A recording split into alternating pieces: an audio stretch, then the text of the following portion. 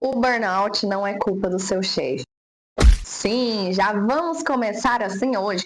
Porque se eu entro aqui nesse episódio falando assim, vamos falar de saúde mental no trabalho, você pega esse vídeo e troca por um corte que tá prometendo um milagre na sua vida. Então nós vamos começar desse jeito, porque é meio que verdade. Hoje você vai aprender o beabá da alta performance em uma vida leve de verdade. Vamos fazer o seguinte, vamos reviver junto uma cena que eu já vivi. E eu sei que você também já viveu isso, ou tá vivendo. Chega domingo à noite, você fingindo que é fã de produtividade, pensando nos compromissos de amanhã, ou adiantando tarefas, porque no fundo você sabe que só tá tentando anestesiar a sua angústia de abrir o e-mail na segunda-feira. Aquela agenda cheia, o cérebro anestesiado, o corpo pedindo pausa e você respondendo com mais um. Semana que vem eu desacelero. Problema é que essa semana nunca chega, né? Não é porque falta objetivo, é porque sobra ruído emocional em você. A Brené fala uma coisa que é o seguinte, a coragem começa quando a gente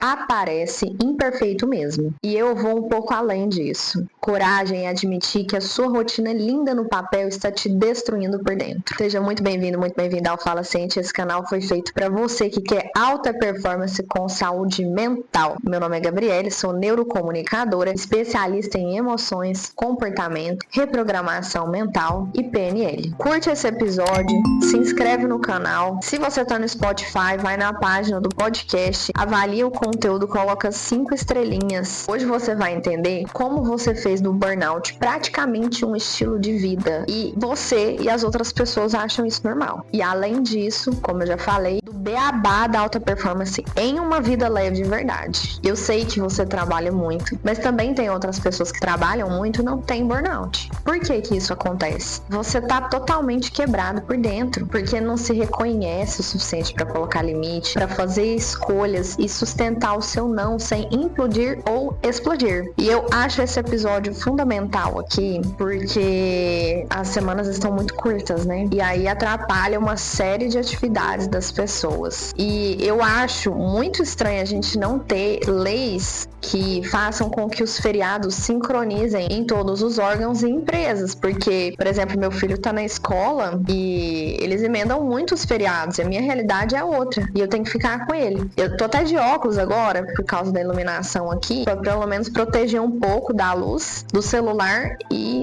da highlight, porque eu tô trabalhando todos os dias à noite, há quase 5 dias direto, que é o horário que meu filho dorme, porque durante o dia ele tem um ano só. Eu sento pra trabalhar, quando eu faço isso, eu tenho que ficar com ele no colo. E ainda assim tem hora que mesmo no meu colo ele fica impaciente, então não dá. Voltando ao nosso episódio, que eu falei que eu acho fundamental trazer isso aqui hoje, por conta de toda a experiência que eu já passei e que eu tenho passado esses dias. O Nietzsche fala uma coisa que é o seguinte: quem tem um porquê enfrenta quase qualquer como. Então o problema não é a quantidade de tarefas, é a falta de um porquê que organiza a sua vida e coloca tudo no seu devido lugar. Inclusive, fazer uma bela de uma triagem e tirar tudo que não presta, que não agrega, que não faz diferença nenhuma, e você tá ali lotando sua agenda com coisas que não tem sentido. E isso é uma das coisas que eu trabalho na minha mentoria. Deixa eu te contar uma coisa: existem 22 necessidades humanas que são invisíveis ou quase imperceptíveis para a maioria das pessoas, que fazem a gente desperdiçar anos de vida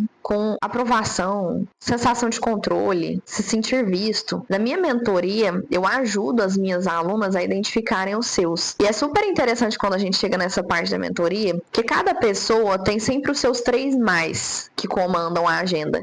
E quando elas percebem quais são esses 3 mais, elas falam: realmente, eu tô perdendo muito tempo com isso aqui na minha vida. E os meus 3 mais já me tornaram workaholic, já me fizeram aceitar ambientes errados pra mim, me fez dizer sim pra coisas que feriam meus limites. E eu tinha muito orgulho da minha agenda lotada e uma vida cheia de pessoas e compromissos. Eu tinha resultado, eu tinha um certo reconhecimento, eu tinha muitos compromissos. Por fora parecia tudo certo, só que por dentro eu tava em colapso. Teve um momento específico em que percebi a cortina rasgando diante dos meus olhos. O corpo começou a cobrar com juros. A mente, que sempre foi o meu melhor ativo, começou a falhar. Eu tava tendo explosões, irritações, cinismo, aquela sensação de que nada faz sentido, mas eu continuava no piloto automático. Ali eu entendi uma coisa: O problema não era o tanto que eu fazia, era o peso invisível do que eu carregava enquanto eu fazia. E sim, quando a gente faz um exercício, a gente percebe que tem muita coisa que não agrega e poderia sair da nossa rotina. E eu precisei sentir a maior dor que eu já vivi na minha vida e fazer dessa dor uma rota de fuga para onde eu realmente queria estar na minha vida. Foi quando eu enxerguei com nitidez quais eram as minhas 3 necessidades favoritas do caos e onde eu tinha meu maior potencial de crescimento. E a partir daí,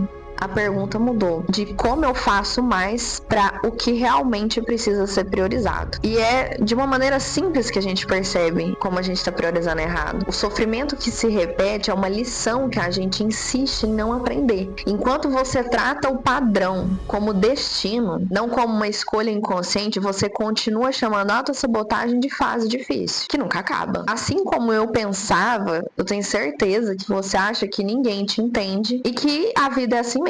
Mas olha isso daqui. Em 2004, a Organização Mundial de Saúde reforçou o burnout como fenômeno ocupacional ligado a ambientes de trabalho cronicamente estressantes, com demandas excessivas e pouca autonomia e apoio. Ou seja, o ambiente era propenso para desenvolver burnout. A gente também vê relatórios globais da Gallup em 2024 que mostram cerca de 44% de profissionais que dizem sentir-se estressados a maior parte do dia de trabalho. Ou seja, quase metade das pessoas que você acha que estão mandando bem, elas estão, na verdade, no seu limite emocional.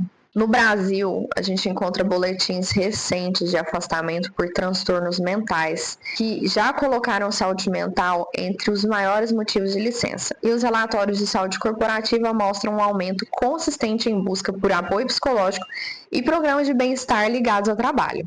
Para as empresas, isso tudo significa queda de produtividade, erros de decisão, clima tóxico, rotatividade. Agora, para você, significa viver cansado, anestesiado, comparando bastidores internos com vitrine dos outros, viciado em dopamina rápida, sem clareza do próprio caminho. O Mark Manson diria sobre tudo isso que o problema não é ter problemas, é escolher os problemas errados. Você está sofrendo pelo esforço ou pelo vazio de sentido. E é esse o ponto. Foi você perder o limite que funciona para você. Quando isso tudo deixou de ser um período de transição, uma parte do seu desenvolvimento e virou uma situação permanente. É por isso que quando começou o episódio eu falei, a culpa do burnout não é do seu chefe. A Lucilena Galvão fala muito sobre a leveza como a arte de carregar só o aprendizado, não o peso da experiência. O que você está fazendo ainda é levando a sabedoria ou arrastando a dor como um troféu. Então, papel e caneta na mão que eu vou revelar agora o beabá da alta performance em uma vida leve.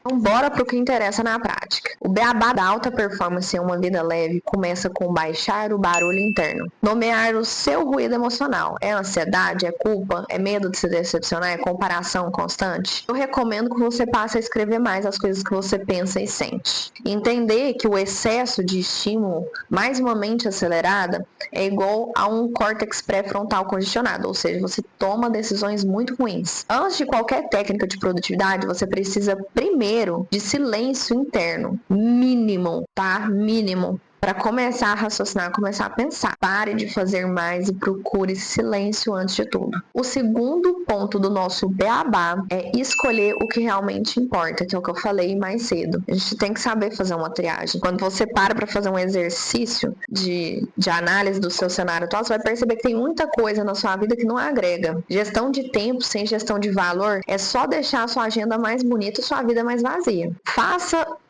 uma pergunta prática para você mesmo. Se eu repetir essa mesma rotina por 3 anos, eu vou me orgulhar ou ficar totalmente esgotado ou me envergonhar de quem eu me tornei? Saúde mental aqui tem que ser um critério de decisão e não só um remendo quando já deu ruim, que foi o meu caso. E aqui eu tô trazendo para vocês uma prevenção do colapso. Então continua anotando. Alinhar emoção, tempo e comunicação. A emoção é para você parar de se tratar como uma máquina que só presta enquanto você entrega. O tempo é para você organizar o seu dia respeitando os ciclos de energia e não só as demandas externas. Eu sei que você tem horários fixos no seu trabalho, só que você não vai fazer essa negociação a partir do tempo que você negocia, você vai fazer a partir do tempo que dá para você negociar. E o terceiro, que é a comunicação, dentro desse tópico, é aprender a dizer não, agora não, desse jeito não, sem sem entrar em colapso de culpa o tempo inteiro. É aceitar os seus limites. A voz da sua alma comunica o tempo inteiro. Se você não fala,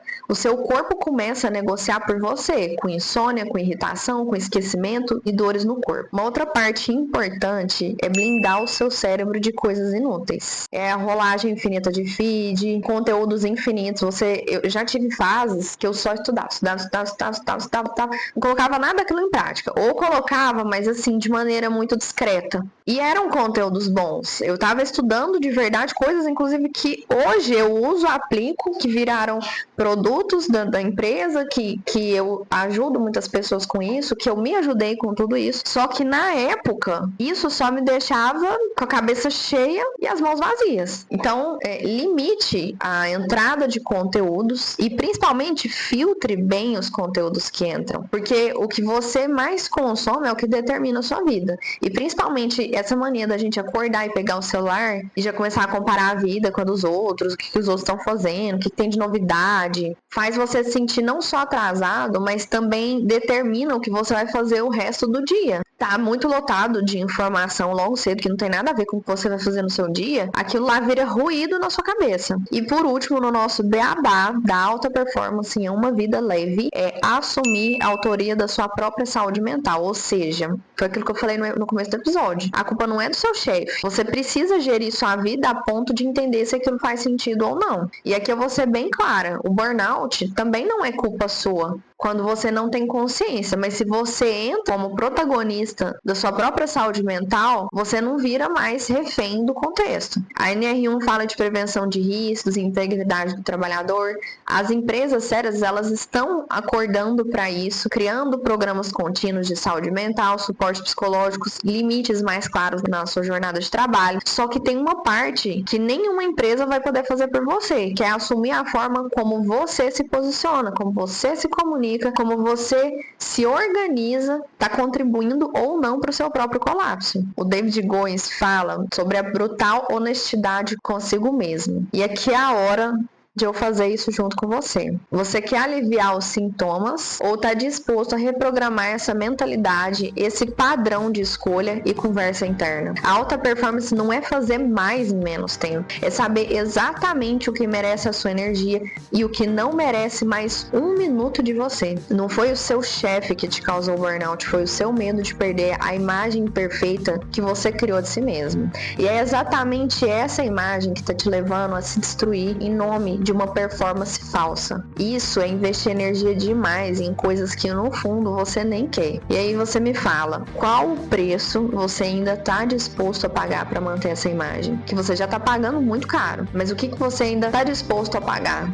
para ter isso na sua vida? Você vive dizendo que quer disciplina, foco, produtividade, mas no fundo o que você quer é respeito próprio, é gestão emocional, parar de se auto-sabotar, sentir que a sua vida tem significado. O que te falta não é produtividade, é identidade. Alta performance não é o quanto você entrega aguentando sofrer, é o quanto de peso desnecessário você tem coragem de largar no caminho. O Nietzsche dizia que aquilo que não te mata te fortalece. E eu complemento, desde que você pare de morar no lugar que quase te matou. Então eu quero finalizar esse episódio deixando uma reflexão. O que você ainda tá chamando de alta performance, mas no fundo sabe que é autoabandono emocional bem embalado? Porque a partir do momento em que você responde isso com coragem, a vida leve deixa de ser uma promessa do amanhã e começa a se tornar uma realidade do hoje. Chegamos ao fim do nosso episódio. Se você gostou desse conteúdo, sabe que tem mais alguém precisando descobrir qual o beabá da vida leve, já encaminha para essa pessoa, não fica com essa informação só para você. Curte esse episódio, se inscreve no canal. Se você tá no Spotify, vai na página do podcast, avalia o conteúdo, coloca 5 estrelinhas. Um abraço e até o próximo episódio.